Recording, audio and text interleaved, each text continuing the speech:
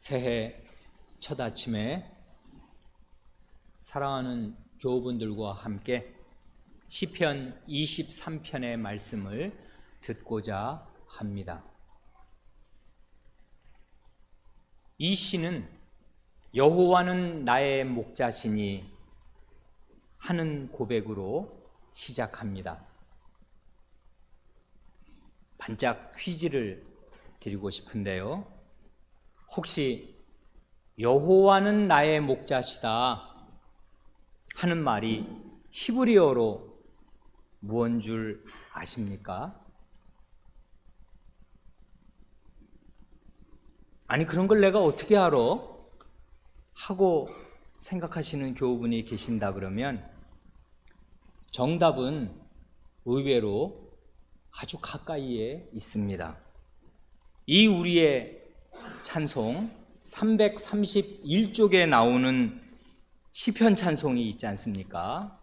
오늘 우리가 낭독한 이 시편 23편을 주제로 지은 그 시편 찬송의 제목이 바로 정답입니다.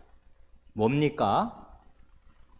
야훼 로이입니다.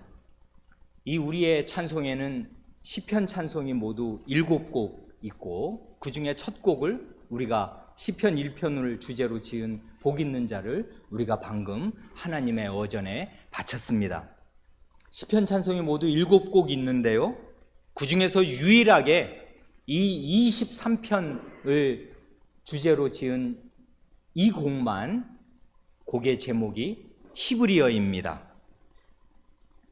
실제로요, 이 시편 23편의 맨 첫 마디가 야훼 로이입니다.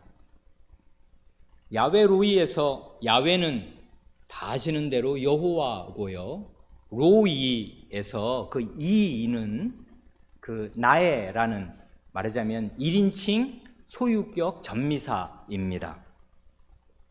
그러니 이 시는 동사도 없이요, 첫 문장이 야훼 로이, 여호와 나의 목자, 요 두 마디로 여호와는 나의 목자시다 하고 선언하면서 시작됩니다. 그러니까 대단히 이 명사 두 마디로요, 여호와 나의 목자, 야훼 로이, 이 두 마디로 묵직하게 시작하는 것입니다. 첫 퀴즈가 너무 어려운 것 같으니까요, 우리 초등학생들을 위해서 아주 쉬운 퀴즈 하나를 마저 더 내고 계속 이 시를 살피겠습니다. 여호와께서 나의 목자시라면, 야훼께서 로이시라면은 나는 여호와의 뭐라는 말일까요? 어려운 모양이네요. 쉬운 거지요, 사실은. 예, 맞습니다. 양입니다. 이 시는 여호와 하나님과 나의 관계를 목자와 양의 관계로 묘사합니다. 그래, 이 시의 표제어가 다윗의 시라고 되어 있는데, 아시는 대로 다윗은 실제로 소년 시절에 아버지의 양을 치던 목동이었습니다. 양을 잘 아는 사람이었습니다. 양과 목자의 관계가 어떤지를 아주 몸소 겪어서 잘 아는 분이었습니다. 우리나라에서는 뭐 개나 고양이는 기르고 또 저 농촌에 가면 소나 돼지는 기르고 그리고 또 뭐 제주도에 가면 말도 기릅니다마는 양은 여간에서는 잘 안 기릅니다. 양 길러보신 분 계십니까? 대관령 양떼 목장이나 가야 구경하는 것 아닙니까? 그러나 이스라엘에서는 아주 일반적으로 양을 많이 길렀습니다. 그래서 아주 옛날부터, 고대부터 여호와를 나의 목자라고 고백하던 아주 뿌리 깊은 전통이 있었습니다. 한 구절을 우리 성도들과 함께 묵상하고 싶습니다. 창세기 48장 15절입니다. 창세기에서부터 여호와는 나의 목자라고 하는 그 고백이 나옵니다. 이 창세기 48장 15절은 어떤 얘기인고 하면 야곱이요 말년에 애굽으로 내려가서 꼭 죽은 줄만 알았던 그 아들 요셉을 만나지 않습니까? 그래 애굽에서 얼마 동안 그 애굽의 총리가 된 자기 아들하고 함께 지내다가 나이 들어 이제 병들어 죽게 됩니다. 아버지가 연세도 꽤 되시고 이제 떠나실 날이 얼마 남지 않은 가운데 중한 병에 든 것을 안 요셉이 마지막이다 싶으니까 자기 두 아들을 데리고 이 아버지 앞으로 옵니다. 그래 그때 이 야곱이 한 말이 바로 이 48장 15절입니다. 그러니까 이건 거의 야곱의 유언과도 같은 말입니다. 그 다음 장에는 그야말로 야곱의 유언이 쏟아집니다. 뭐라고 합니까? 그가 요셉을 위하여 축복하여 가로되 내 조부 아브라함과 아버지 이삭에 섬기던 하나님. 그 다음 말이 중요한데 나의 나무로부터 지금까지 나를 기르신 하나님이라고 하나님을 부르면서 이제 그 손자녀에게 축복을 합니다. 그런데 거기 나를 기르신 하나님, 하 엘로힘 하 로에, 이 하는 정관사 더거든요. 더 엘로힘 더 로에. 무슨 말이냐면 하나님은 나의 목자, 나의 목자이신 하나님, 이렇게 말하는 것입니다.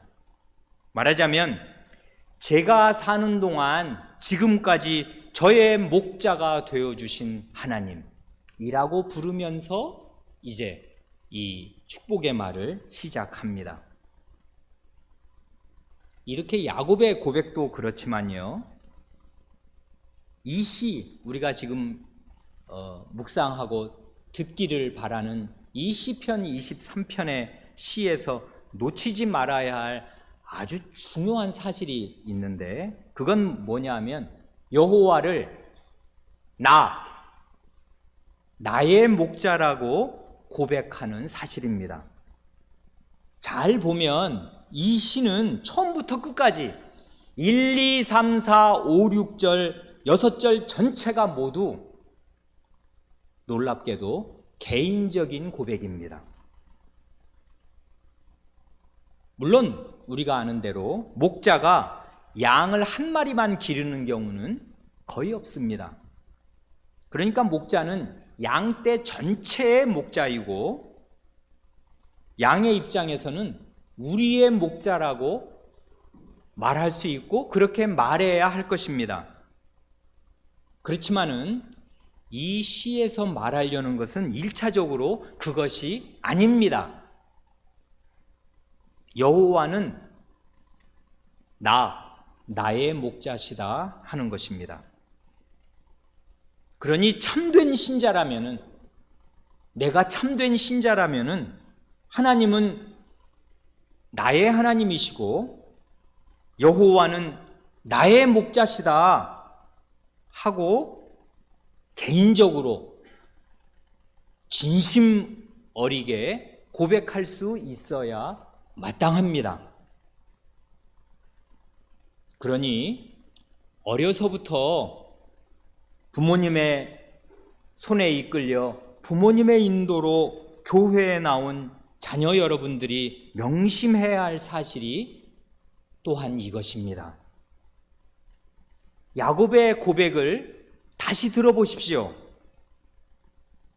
내 아버지들, 실제로는 그런 것입니다. 그렇게 말한 것입니다. 내 아버지들 아브라함과 이삭에 섬기던 하나님, 그리고 나의 나무로부터 나를 기르신 하나님, 제가 사는 동안 이제까지 늘 저의 목자가 되어주신 하나님, 이 두 가지 고백이 아름답게 균형을 이루고 있지 않습니까? 하나님, 이 사람 야곱이 어디서 배웠습니까? 할아버지한테, 아버지한테 배웠습니다. 그래, 하나님은 처음에는 나의 아버지들의 하나님이었습니다. 우리 할아버지의 하나님이었고 내 아버지의 하나님이셨습니다. 그러나 거기서만 그치면 개인적인 신앙 고백은 없는 것 아닙니까? 그런데 야곱은 그렇게 말하지 않고, 그렇게만 말하지 않고 나의 아버지들의 하나님이실 뿐만 아니라 내가 날 때부터 지금까지 내 목자가 되어주신 하나님이라고 이 생애의 말년에 고백합니다. 그러니 자녀 여러분, 지금은 부모님 등 뒤에서 하나님 그러면 우리 아버지 엄마가 내게 가르쳐준 그 하나님이겠지만은 그 하나님을 나의 하나님으로 고백할 수 있는 자리에 나아가시도록 힘쓰시기 바랍니다. 하나님이 나의 목자라, 하나님은 나의 목자시다 고백할 수 있어야 합니다. 여호와께서 나의 목자가 되어주시면 어떻게 됩니까? 시인은 내가 부족함이 없으리로다 합니다. 결핍이 없다고 합니다. 말은 그럴듯하지요? 부족함이 없다는 말을 잘 이해해야 합니다. 그러지 않으면 이게 나와 상관없는 뜬구름 같은 이야기가 된다고요. 왜요? 나는 부족이 천재 아닙니까? 결핍이 많다고요. 그래, 이 말은 이런 말이 아닙니다.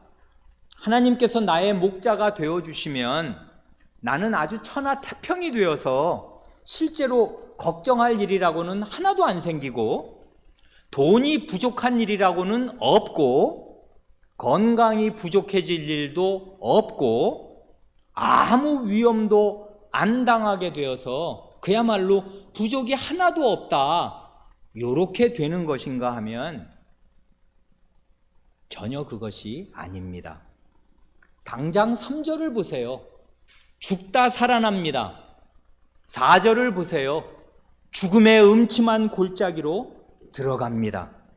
5절을 보세요.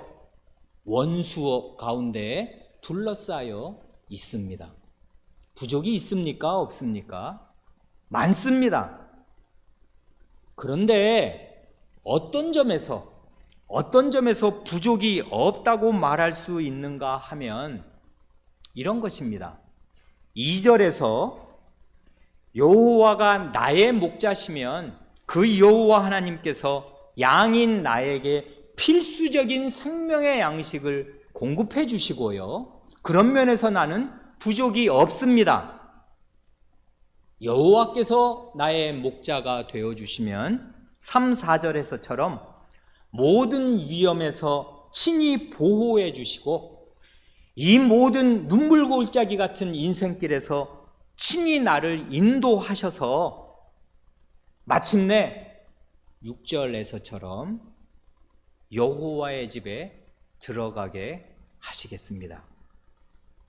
그래서 내게는 부족함이 없다, 뭘 더 바라랴 하고 말할 수 있게 되는 것입니다. 2절은 이렇지 않습니까? 그가 나를 푸른 초장에 누이시며 쉴 만한 물가로 인도하시는도다. 목자의 인도에서요, 가장 중요한 것 두 가지를 꼽으라고 하면은, 첫째가 생명의 양식을 먹을 수 있는 자리로 인도해 주시는 것입니다. 양은 푸른 초장에서 싱싱한 풀을 뜯어먹고 쉴 만한 물가에서 맑은 물을 마셔야 건강하게 살 수 있습니다. 그런데 양 자신의 힘으로, 그 개별 양들이 말이에요, 여기 시인 내가 말이에요, 양 자신의 힘으로 푸른 초장에 가서 꿀을 먹고 쉴 만한 물가로 가서 물을 마실 수 있는 것이 아닙니다. 불가능합니다. 양 혼자 그런 걸 찾아다니지 못한다고요. 어디 이 동네에 있는 풀을 다 뜯어먹고 나면 상당한 길을 가야 되는데 어디에 그 초장이 있는지 양은 모릅니다. 어디에 물가가 있는지 양은 몰라요. 그거 찾아 돌아다니면 그냥 이리에 밥이 되는 것입니다. 그래, 이 푸른 초장 쉴 만한 물가로 가서 생명의 양식을 얻는데 목자의 인도가 필수적입니다. 그래, 거기 이러이러한 곳으로 나를 그가 인도하신다 하고 고백하는 것입니다. 사랑하는 교우 여러분은 지금 생명의 양식을 공급받는 자리에 계십니까? 잘 생각하셔서 그렇다 하고 마음에 대답할 수 있다면 여호와는 나의 목자시라고 이 2절을 근거로 고백할 수 있겠습니다. 그러나 심지어 교회에 나와 앉아 있으면서도 실제로는 그 마음과 영혼의 생명의 양식을 얻지 못하고 있다면은 그 사람은 안타깝게도 지금 목자이신 여호와 하나님의 인도를 떠나서 자기의 길을 가는 길 잃은 양으로, 방황하는 양으로 위험천만한 상태에 있는 것입니다. 2절까지는 이 시상이 평탄하게 흘러갑니다. 왜 시에 기승전결이 있지 않습니까? 1절이 일어날 기자 아니에요. 시상을 일으키는 이 기에 해당한다면 방금 읽은 2절은 이을승자 아니에요. 1절에서 일으킨 시상을 잘 계승해서 이어가는 것에 해당할 것입니다. 여호와는 나의 목자시니까 양인 나를 푸른 초장 쉴 만한 물가로 인도하여 주신다. 이 일으켜진 목자와 양의 시상이 이 양이 음식을 먹는 것으로 잘 계승되었습니다. 기승까지 왔습니다. 그러면 이제 뭐가 나올 차례입니까? 전입니다. 반전입니다. 이게 구를 전자 아니에요. 수레바퀴가 구르면 저 위에 있던 게 아래로 내려오고 아래로 있던 게 위로 올라가고 이게 구르고 골라서 뒤집어진다는 거 아닙니까? 반전입니다. 인생이 그렇게 평탄하게 계속 가지는 게 아니라고요. 반전이 나옵니다. 3, 4절입니다. 내 영혼을 소생시키시고 자기 이름을 위하여 의의 길로 인도하시는도다. 내가 사망의 음침한 골짜기로 다닐지라도 해를 두려워하지 않을 것은 주께서 나와 함께 하심이라. 주의 지팡이와 막대기가 나를 안위하시나이다. 2절에서 그 목자의 인도 가장 결정적인 것 2가지 가운데 첫 번째, 양에게 생명의 양식을 먹여주시도록 인도하시는 것, 그걸 2절에서 말한다면 3, 4절에서는 목자의 인도에서 또 하나의 결정적으로 중요한 것, 그것을 말합니다. 그건 뭔고 하면 절박한 위험으로부터 자기 양을 보호해 주시는 것입니다. 이 2가지가 이 양이 여호와의 집에 마침내 들어가는 그때까지 절실하게 필요합니다. 거기 내 영혼을 소생시키시고 하였는데요. 그 영혼이라는 말은 목숨입니다. 네페시, 목숨이라고요. 그래, 이 말을 직역하면 더 좋은데 내 목숨을 돌아오게 하여 주시고 이것입니다. 내 목숨을 돌려주시고 이것입니다. 이걸 보면 이 시인은 지금 숨이 막혀서 죽을 뻔한 자리에 있었던 것입니다. 사는 게 너무 힘들면 정말 숨이 턱 막히지 않습니까? 이 시인은 여호와의 양이라고 해서 평탄하게만 산 것이 아닙니다.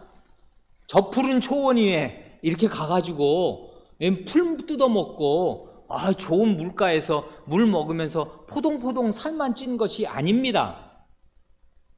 숨통이 조여오는 그 고비들을, 절박한 고비들을 많이 넘은 것입니다. 3절이 그렇다면 4절을 보면 또 이 시인은 사망의 음침한 골짜기를 걸어가지 않을 수 없었던 때가 있었습니다.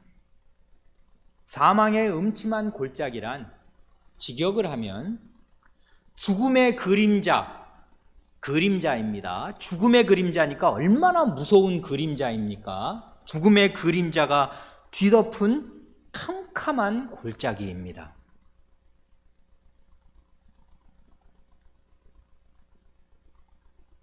거기로 걸어가야 하였습니다. 이 시는 다윗의 시라고 되어 있는데요, 실제로 다윗이 얼마나 많이 죽을 고비들을 넘어야 하였습니까? 사울왕을 처음 피해서 도망칠 때 사울왕의 아드님 요나단에게 이렇게 말하지 않습니까? 그 사무엘상 20장을 보면 자기의 사망의 이 그늘이 자기를 뒤덮은 이 절박한 현실을 이런 말로 표현합니다. 진실로 여호와의 사심과 내 생명, 왕자님 당신의 생명으로 맹세하노니 나와 사망의 사이는 한 걸음뿐이니라. 이 사람은 꼭 죽게 생긴 것입니다. 왕이 그 서슬푸른 위세로 자기를 죽이려고 창을 2번이나 던졌습니다. 꼼짝없이 죽을 뻔 알았습니다. 그리고 왕이 죽이겠다고 군대를 동원하면 그 나라 안에서 살 길은 사실상 없는 것입니다. 그래, 나와 죽음 사이는 한 걸음뿐이다. 그러면 어떻게 된다는 것입니까? 한 걸음 더 내디면 나는 죽음의 골짜기에서 낭떠러지로 떨어져 죽게 된 것입니다. 지금 한 발입니다. 여러분, 그 북한산 맨 꼭대기 그 인수봉 그 자리 비슷한데 가보셨습니까? 한 발만 잘못 디디면 어떻게 되는 것입니까? 그런 자리에 이 사람이 들어갔었습니다. 그런데 이 말, 나와 사망 사이는 한 걸음뿐이다, 이렇게 말한 절박한 처지는 이게 시작에 불과하였습니다. 이게 사무엘상 20장인데 우리가 구약을 성경 공부 시간에 읽어서 알지만 사무엘상은 31장까지 갑니다. 거기서 사울이 죽습니다. 앞으로 11장이 더 있고요, 사무엘하 5장에 가서야 헤브론에서 유다 지파의 왕이 됩니다. 그러니까 앞으로 15장에 걸친 그 무수한, 우리가 읽어서 알고 있는 그 무수한 내용들이 이 사람을 기다리고 있습니다. 다 죽을 고비들입니다. 내일 일 장담 못합니다. 하루하루가 괴롭습니다. 언제 죽을지 몰라요. 그래, 30살에 이 사람이 왕이 되는데 그때까지 30살 될 때까지 아마 한 10여 년 이상을 이렇게 한치 앞이 안 보이는 캄캄한 죽음의 그늘 아래서 하루하루를 불안에 떨며 살았을 것입니다. 다 아시는 대로 나중에는 도저히 어떻게 이 땅에서는 있다가는 내가 진짜 꼼짝없이 죽는다 해서 모압으로 잠깐 망명을 갔다가 거기 있지 말라고 하셔서 다시 들어왔다가 도저히 여기서는 살 수가 없으니까 심지어 말이에요, 블레셋의 골리앗을 죽인 이 원수인 다윗이 블레셋에 망명을 가기도 합니다. 세상에 이런 일도 있는 것입니다. 원수의 나라에 망명을 갔더니 거기 있는 신하들이 아니 저게 누군데 골리앗을 죽인 원수가 왔는데 어떻게 저런 사람 봤습니까? 해서 분위기를 보니까 이게 꼼짝없이 죽게 됐어요. 호랑이 아가리에 그냥 들어간 것입니다. 왕궁에 갔어요. 적국의 왕궁에. 그러니 어떻게 하면 좋나? 분위기 안 좋네. 큰일 났습니다. 그래, 이 침을 수염에 질질 흘리면서 미친 사람 행세를 해서 겨우 그 왕궁에서 빠져나온, 그럴 때 그 사람 마음이 편안하고 여호와가 나의 목자시니까 인생길 순탄하네, 이렇게 됩니까? 어림도 없는 이야기입니다. 이런 일들을 그냥 계속 겪는 것입니다. 어느 때 한 번은 정벌을 하고 돌아오니 자기와 자기를 따르는 부하들의 온 식구들과 온 벌어놓은 재산들이 싹 다 약탈당해서 없어지지를 않나. 이런 가슴이 철렁하고 이건 꼼짝없이 죽었다 이렇게 되는 일들을 계속 겪은 것입니다. 그런데 하나님께서 자기 이름을 위하여, 하나님 자신의 이름을 위하여 이 시인을 의의 길로, 하나님이 옳다고 여기시는 길로 계속 인도하고 계셨습니다. 하나님의 이름? 하나님의 자기 이름? 그게 뭡니까? 이 시의 첫 마디가 그거 아닙니까? 여호와이십니다. 여호와. 자비롭고 은혜롭고 노하기를 더디하고 인자와 진실이 많은, 참된 인자가 많은 하나님. 인자를 천대까지 베푸시면서 악과 과실과 죄를 용서하시기를 기뻐하시는 바로 그 하나님, 그 이름, 그 여호와라는 이름을 위하여서 이 사람을 하나님께서 옳다고 여기시는 그 길로 계속 인도하여 오십니다. 그 여호와 하나님께서 죽음의 그림자가 나를 뒤덮을 때 지팡이와 막대기로 나를 보호해 주십니다. 지팡이는 양을 인도할 때 주로 쓰는 것이고요, 막대기는 맹수로부터 자기 양을 목자가 지킬 때 주로 사용하는 것이겠습니다. 여기서 이 사람이 느낀 그 사망의 음침한 골짜기에서 그 죽음의 위협은 어쩌면 바로 그 다음 절에 5절에 나오는 나의 원수로 인한 것일지도 모릅니다. 실제로 다윗의 경우에는 죽음의 음침한 골짜기가 누구 때문에 주로 왔냐 하면 같은 하나님의 백성이라 하고 하나님의 기름 부음을 받았던 그 왕으로부터 왔습니다. 원수로부터 죽음의 위협이 계속 왔습니다. 사람이 문제입니다. 원수가 문제라고요. 이게 계속 어려움을 준다고요. 교우 여러분들도 그러시지 않습니까? 사람이 어려움을 줍니다. 죄인이 문제라고요. 이 세상은 그런대로 평안합니다. 이 자연 질서 말이에요. 사람이 문제입니다. 굉장한 어려움을 줍니다. 죽을 것 같습니다. 사람 때문에 괴로워서. 그러나 하나님께서 자신의 지팡이와 막대기로 나를 보호하여 주십니다. 아무튼 3절에서 숨통이 바짝바짝 조여올 때든지 4절에서 죽음의 그림자가 뒤덮인 캄캄한 인생길을 내가 걸을 때든지 내게 참된 위로가 되는 사실은 하나밖에 없습니다. 그건 뭔고 하면 여호와 하나님께서 바로 나의 목자로서 친히 나를 인도해 주시고 보호해 주신다 하는 그 사실뿐입니다. 참고로 한 가지만 더 말씀드리면 거기 나를 안위하시나이다. 주의 막대기와 지팡이와 막대기가 나를 안위하시나이다 할 때 그 안위하신다는 말은 우리가 더 쉬운 말로 안위라는 말은 잘 안 쓰지 않습니까? 편안하게 위로하신다 그 말이겠는데 위로하신다 그 말입니다. 이걸 헬라어로 하면 바라칼레오입니다. 바라칼레오가 왜 중요하냐 하면 이게 바로 성신님을 가리키는 그 말이기 때문에 그렇습니다. 성신님은 보혜사인데 보혜사라는 말은 우리말로 굉장히 어려운 한자어 아니에요. 생전 처음 들어보는 한자어. 보호하시고 은혜를 주시는 사부님 뭐 그런 뜻이겠는데요. 그게 그냥 쉬운 말로 한마디 하면 보혜사라는 말은 원래 뜻이 위로자입니다. 바라클레토스, 이 바라칼레오, 나를 위로하신다 하나님께서. 그래 위로자로서 성신이 우리 가운데 오셨습니다. 그러니 우리는 이 하나님의 막대기와 지팡이를 내 안에 가지고 있는 셈입니다. 그것으로 내가 위로를 받는데 참된 위로자가 내 안에, 신자 안에 오신 시대에 삽니다.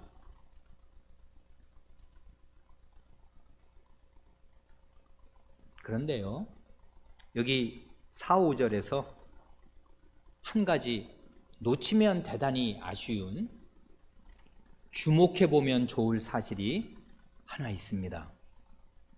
그건 뭔고 하면 1, 2, 3절까지는요 이 시의 형식이 말하자면 누가 누구한테 말하는 것인가, 말하는 화자, 말하는 사람은 시인입니다. 근데 이거 누구 들으라고 하는 것입니까? 독자를 향해서 말하는 형식이었습니다. 그렇게 되다 보니 시인이 1인칭, 독자는 2인칭, 그러면 여호와는 몇 인칭이 되는 것입니까? 당연히 3인칭이 됩니다. 그래 1, 2, 3절에서는 전부 여호와를 그분으로 3인칭으로 표시하였습니다. 여호와 1절 그분은 나의 목자시고요, 2절 그분이 나를 푸른 초장에 누이시고 쉴만한 물가로 인도하시고 등등등. 그가 나를 이 숨통이 조여오는 이 목숨을 내게 돌려주시고, 전부 그분이 여호와께서 나의 목자신 그분이 나한테 이렇게 해주셨다 하고 여호와를 3인칭으로 표시했습니다. 그런데요, 여기 4절, 5절로 오면 시인의 시선의 방향이 바뀌고 말을 건네는 대화의 상대방이 바뀝니다. 어떻게요? 시인의 시선이 더 이상 자기가 말하는, 자기의 말을 듣는 독자를 향하는 것이 아니고 이제는 직접 하나님을 향합니다. 이제는 독자에게 말하는 것이 아니고 이제는 직접 하나님께 말씀을 아뢰입니다. 그래 3인칭으로 계셨던 하나님이 이제는 2인칭이 되십니다. 그게 어떻게 나타나냐고요? 4절 하반절이 그거 아닙니까? 주께서 나와 함께 하심이라.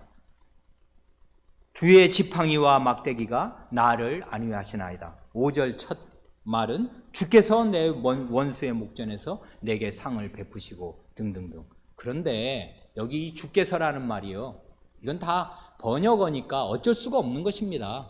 왜 그러냐면 이스라엘과 우리나라는 문화가 다르니까요. 아시는 대로 어른 앞에서 당신이, 그 유라는 말을 우리가 어른 앞에서 하나님 보고 당신이 하나님 앞에서 그렇게 얘기할 수가 없지 않습니까? 근데 이스라엘이나 서양에서는 그게 가능하다는 거 아닙니까? 왕이든 누구든 유라고, 당신이라고 말할 수 있는 거 아니에요. 그러니까 원래 이게 그렇게 되어 있다고요. 근데 우리는 그런 문화가 없으니까 번역을 하려니 어떻게 해야 돼요? 당신이라고 말 못해요, 번역을. 그러면 이게 우리말답지 않고 왜 이런 진짜 예의 없는 것들이 있나, 이렇게 되는 것입니다. 그러니까 하는 수 없이 그 번역어를 주라고 바꾼 것뿐입니다.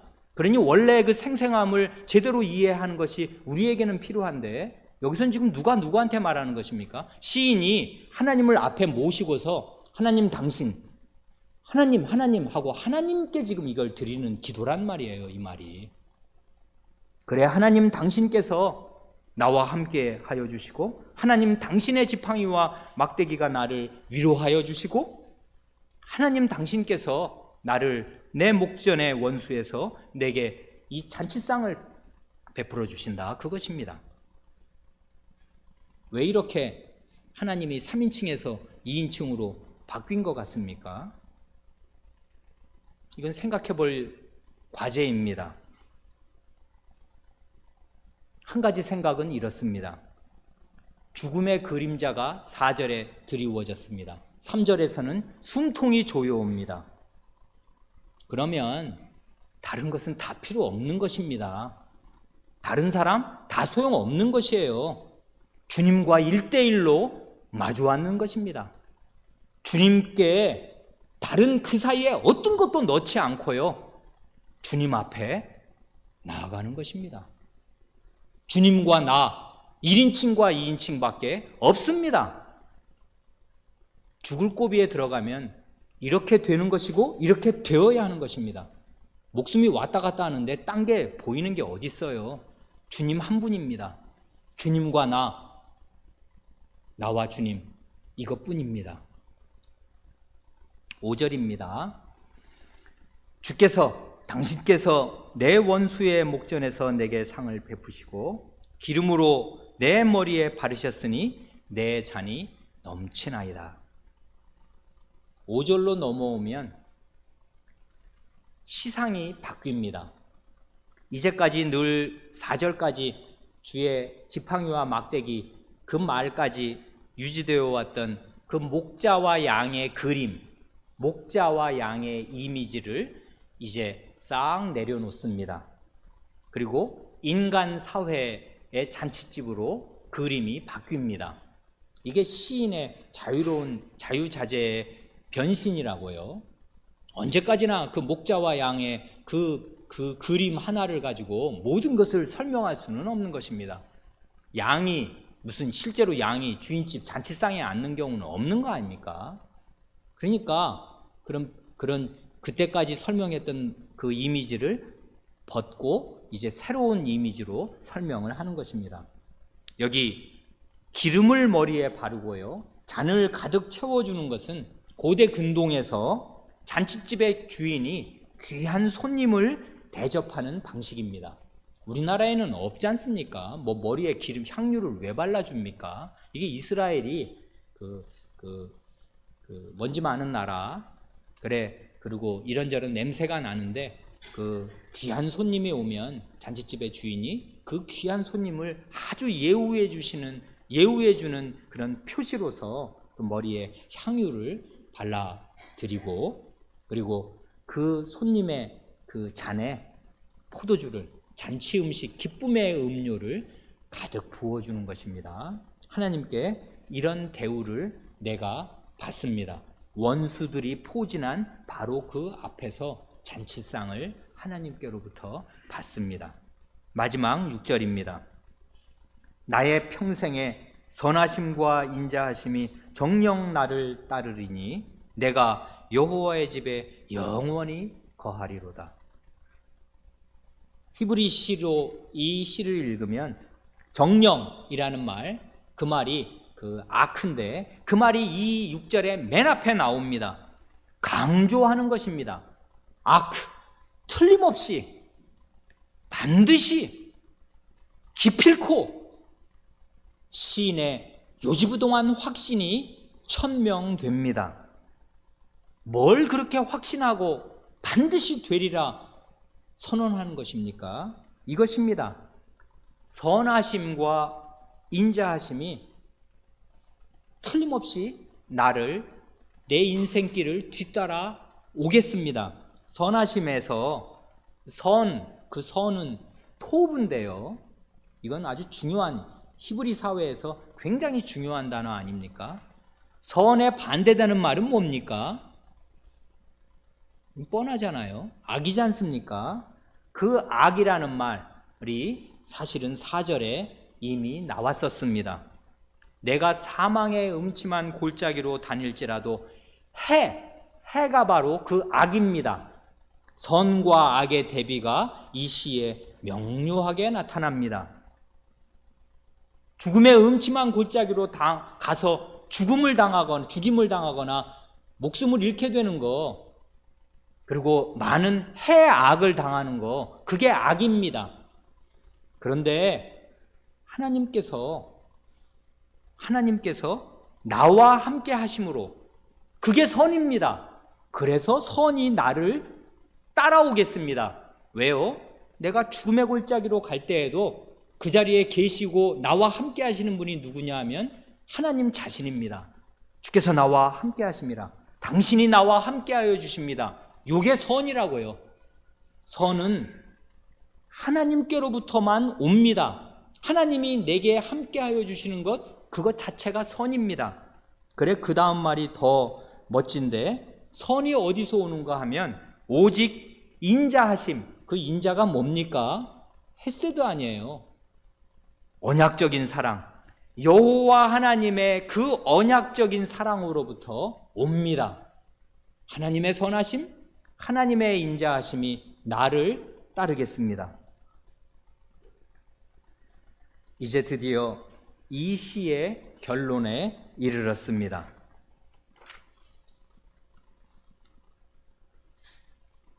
목자이신 여호와께 생명의 양식을 공급받고 때때로 숨통이 조여오는 극심한 괴로움을 겪기도 하고, 그러다가 간신히 목숨을 되돌려 주셔서 목숨을 되찾기도 하고, 때로는 죽음의 그림자가 드리운 그 두려운 공포 가운데에서 주님의 보호를 받으면서 이 신산스러운, 이 눈물 골짜기 같은 인생길을 걷고 걸은 끝에 이 시인이 다다르게 되는 곳은 어디입니까?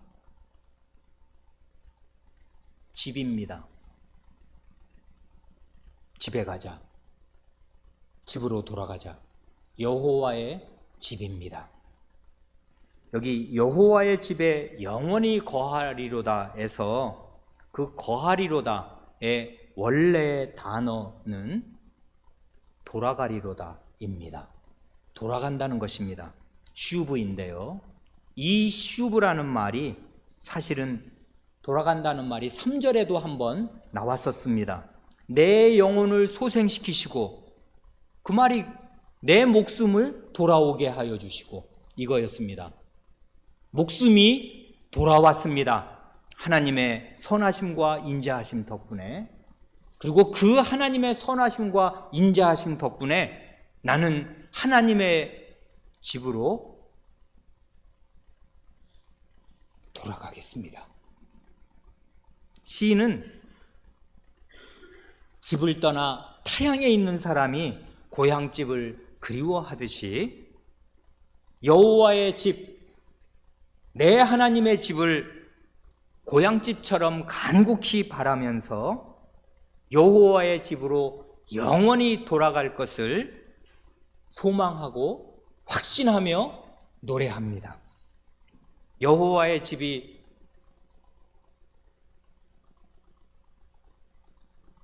우리 고단한 인생길의 목적지이고 우리 인생이 돌아갈 목적지입니다. 고향집입니다. 집으로 돌아가야 합니다. 여호와의 집으로 우리는 돌아가게 될 것입니다. 기도하겠습니다.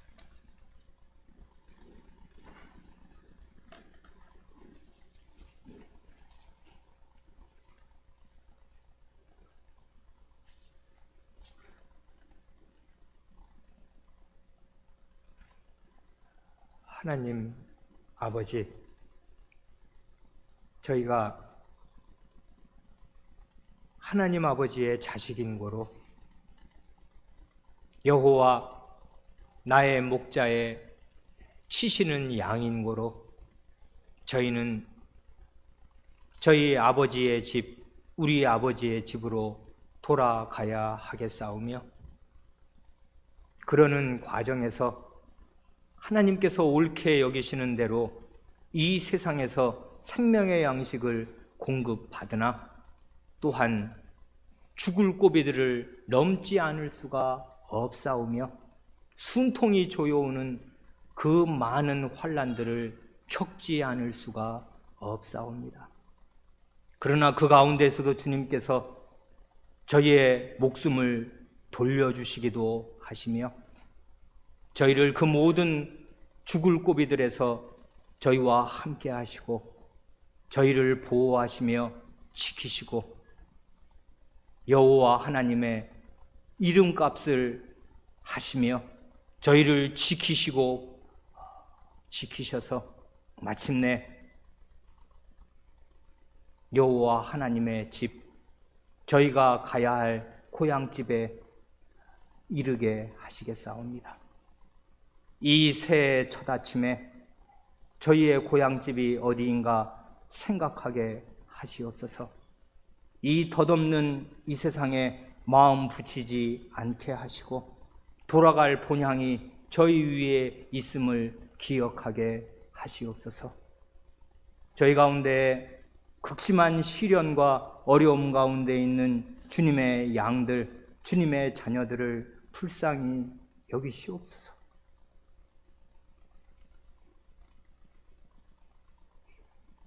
그 모든 어려움 가운데 좌절하지 않게 하시고 하나님을 나의 하나님이라고 부르게 하시고 하나님을 나의 목자라고 부르게 하시며 모든 다른 도움을 기대지 않고 오직 하나님과 단독으로 마주 앉게 하시옵소서. 하나님 당신께서 내 숨을 돌려주시고 하나님 당신께서 지팡이와 막대기로 나를 위로하여 주셨다고 고백하는 자리에 다 이룰 수 있게 하여 주시옵소서. 그리하여 오직 주님의 선하심과 인도하심으로 이 눈물골짜기 같은 인생길을 잘 걷게 하시고 주님의 보호와 인도에서 이탈하지 않게 하시며 나의 하나님의 집 여호와의 집에 들어가는 날까지 이 순례길을 계속 힘있게 걸을 수 있게 하시옵소서. 그러기 위하여 저희에게 생명의 양식을 계속 공급하여 주시옵소서. 우리 구주 예수님의 이름으로 기도하옵니다. 아멘.